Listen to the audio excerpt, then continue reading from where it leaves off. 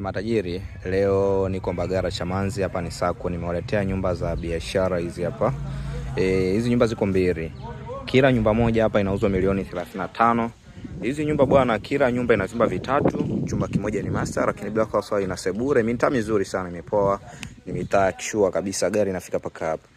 Nyumba ina vyumba vitatu, chumba kimoja ni master, lakini bila ina sebure, ina dining na ina jiko. Angalia video paka mwisho, sikiliza maelekezo kwa makini.